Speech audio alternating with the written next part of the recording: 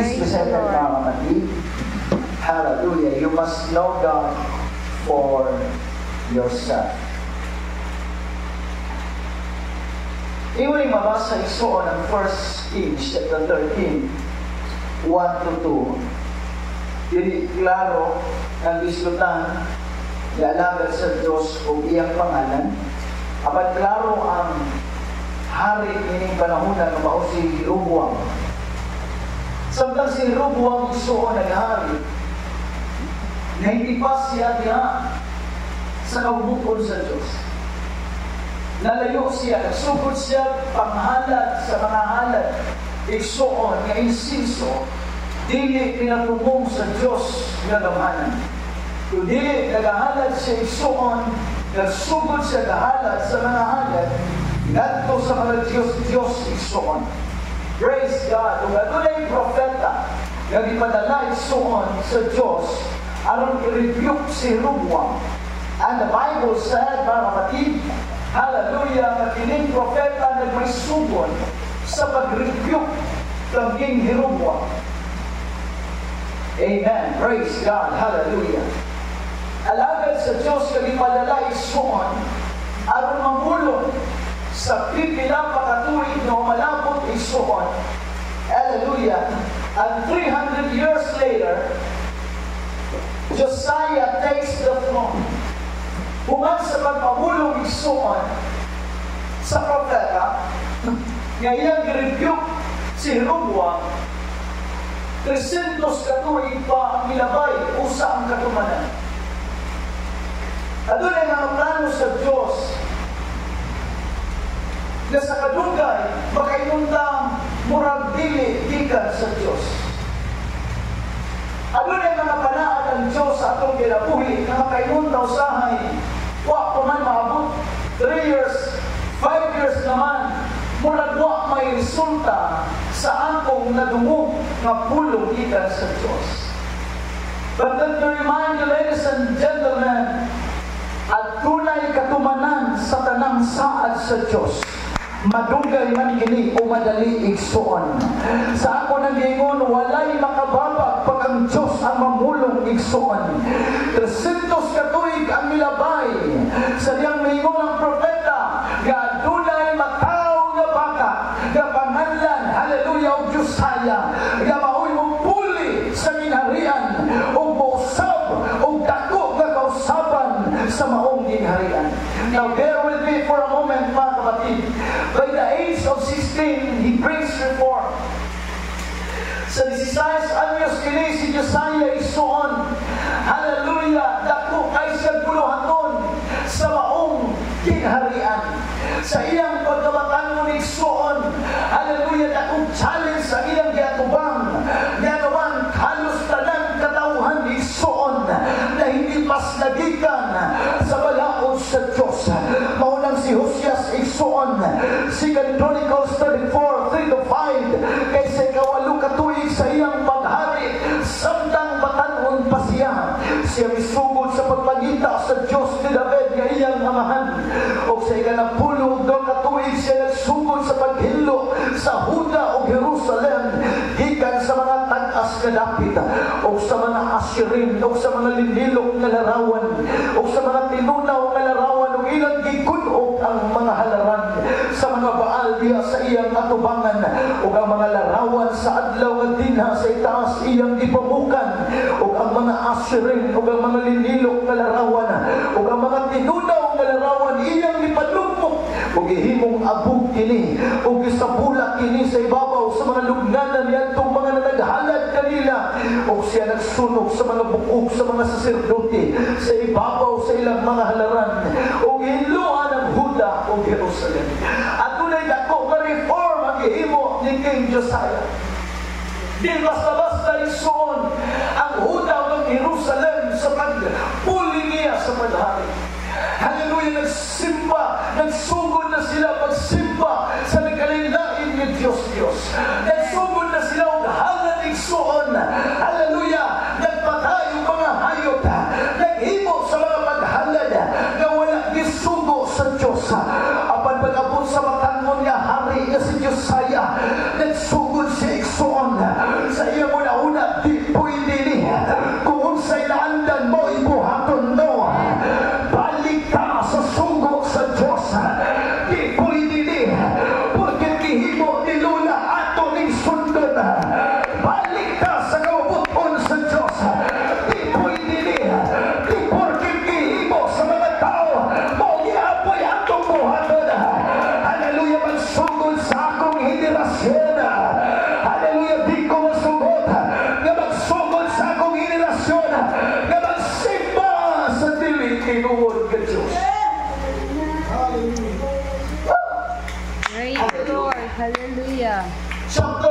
4 verse 14. Human sa dako nga reforma igsoon sa Huda o Jerusalem, the book of the law was found. O sa diha na ilan ang nadala sa gawas ang salapi nga gidala ngadto sa balay ni Jehova, si Hilkias nga saserdote nakakaplag sa basahon sa kasubuan ni Jehova nga gihatag pinaagi kang Moises. What was happened, mga kapatid, was this clear as crystal. Kaya pala naliligaw yung Jerusalem at Juda na hindi na sila sumunod sa kalooban at layunin ng Panginoon dahil nawawala ang book. Sa panahon natin ngayon, nawawala pala si Sterolita ang Bible. May church building, may pagsimba ihapon, aban wala na nila mapalgi ang pulong sa Diyos. Bogong sa niyang yatimana ni King Josiah, ilang nakitaan ang basahon igsoon, ilang nakitaan ang libro nga pinaka-importante, ang libro sa mga balaod igsoon na sinulat ni Moises. Hallelujah! O sa diyang ilang napalgan. Hallelujah! After 57 years, nabalik ang tinunalay na pagsimba. Hallelujah! After 57 years, nagsugod na sila ang simba sa tinunalay na pagsimba na naman. Napalgan na nila ang libro sa kasubuan. Let me tell you, everyone, pwede kang makasimba pandili kay mutan at ubangan sa Diyos. Hallelujah! Pagsulbihan ko ikaw, di ka pwedeng makasimba kung di magbase sa pulong sa Diyos. Hallelujah! Salamat sa mga pagsimba na nahibalik. Amen! Praise the Lord. Hallelujah! Mga kapatid, Thank you, Jesus. samahan niyo po ako mga kapatid sa pag-analyze. Yes, thank you, Lord. Habang inaaral ko ito mga kapatid, aking napag-alaman na patuloy pala ang kanilang mga kasalanan dahil hindi nila lubos maunawaan kung sino ang Diyos na kanilang sinasamba. Meron pa rin pong pagpupuri, pagsasamba, meron pag-aalay mga kapatid sa mga alay na sinusunog. Hallelujah! Hindi po yan nawawala mga kapatid. Hallelujah! Pero the sad moment mga kapatid, hindi nila kilala ang tunay na Diyos na kanilang sinasamba. What we know about God, we know through revelation. Not I feel, not I think, not all we've always done. Mga kapatid, karamihan sa mga tao ngayon, nasasabi nilang kilala nila ang Panginoon dahil sa mga tinuturo at naririnig nila mga kapatid. But we know God through revelation. As a pastor, one of my prayers, Lord, pailhami kanimo Ginoo. As a pastor, mga kapatid, usa ni sa mga pag-ampo nako, Lord, pailhami kanimo o Diyos. Hallelujah! Dili pinaagi relihiyon, di pinaagi o Diyos o mga lain pang mga butang. But Lord, help us to know you more. Hallelujah! Because if we know you who you really are, we will worship you more. We will praise you more. Lord, help me to know you. Sad to say, mga kapatid, ang daming mga relihiyon ngayon. Praise God, hallelujah, na walang alam. Hallelujah, na hindi nila lubos maunawaan. Hindi nila lubos maunawaan ang kalooban ng Panginoon. Hallelujah, ang mindset lang nila, mga kapatid, pupunta sa church. Hallelujah, hallelujah, dapat maging belong sa isang organization at tatawagin silang relihiyoso. Tatlo, mga kapatid, ang layunin ng Panginoon ay makikilala natin siya ng lubos-lubos. Hallelujah! Makikilala natin ang kanyang kapangyarihan, ang kanyang kalakasan. Makikilala natin ang layunin niya sa ating mga buhay. 1 Corinthians chapter 2 verse 1 to 2. Sa akong pag-anagya kaninyo mga iso na kumiyanha nga nagsangyaw kaninyo sa pamatuod, mahitungod sa Diyos. Dili pinaagi sa inasasan ng mga pulong ni sa kaalam. Kay samtang diha pa ako kaninyo gituyo ko ang dili pagpakahibalo sa bisan unsang butang.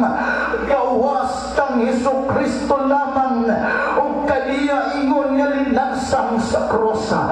Hallelujah, praise the Lord. Ato din naibaluan na si Apostol Pablo. Hallelujah, wala siya'y pakialam unsay kasaysayan sa unang panahon. Si Apostol Pablo di ay walang magtinuha na makabao. Hallelujah, o makaibaw sa uban pang mga chismes, uban pang mga problema. Abaningon siya, gusto lang na akong maibaluan, mahitungod kang Kristo. Hallelujah, Jesus Christ is the only thing that matters to me. I don't care kung sa mga naitabo karon sa kalibutan. Ang ako lang gusto maibawan. Gusto na akong mahilan ng Diyos. Gusto na akong maibawan. Kung kinsang Diyos, dahilan ako ang iyang kahuna. Dahilan ako ang iyang kahuna. Gusto na akong mahilan. Si Jesus Christ. Apaparayan na nasa karipot. Ang dami na nating mga iniisip ngayon. At hindi natin namamalayan na isa pala itong taktik ng Diablo. Hallelujah, willing tayong makinig sa iba't ibang mga balita. Hallelujah, may care tayo sa mga ibang bagay. Hallelujah, na kung iisipin natin wala namang talagang kabuluhan at hindi nakakatulong sa ating spiritual. Lord, I want to know you more. Hallelujah, wala na ilahin si Apostol Pablo ang gustong pag-isairan. Hallelujah, nadungga niya ang pulong sa Diyos. Sa niyang patulong siya dito sa dalan sa Damasco. Iyang nadungga na. Hallelujah, iyang nakita ang kasilaw. O natumba siya tungod sa kasilaw. O gano'n ay tingog na mitigog. Saulo, Saulo, nga nung ginalutos mo ako. O gingon si Saulo kinsa ka man Ginoo. O gingon si Jesus, ako si Jesus na imong ginalutos. Usan sa pag-ampunan ko, Lord, padungga ko sa imong tingog. Si Apostol Pablo nakadungog na sa tingog ni Jesus. Apan gusto pa siyang makabalo o makaila.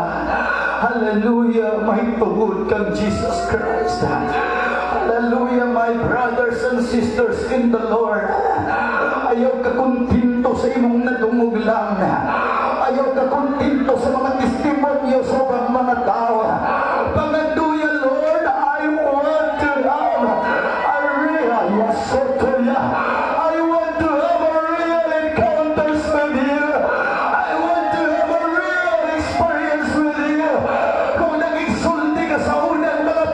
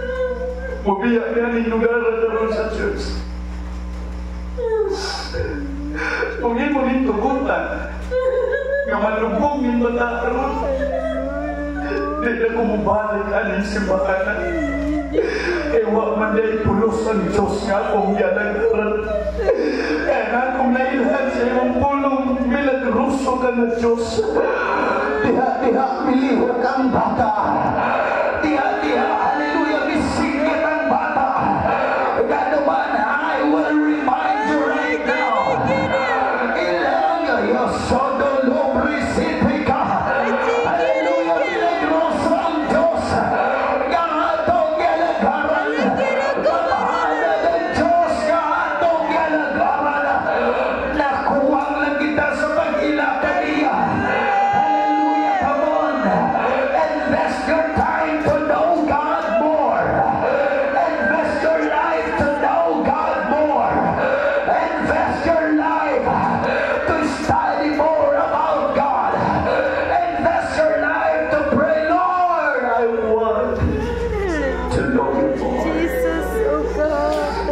stand together mga kapatid.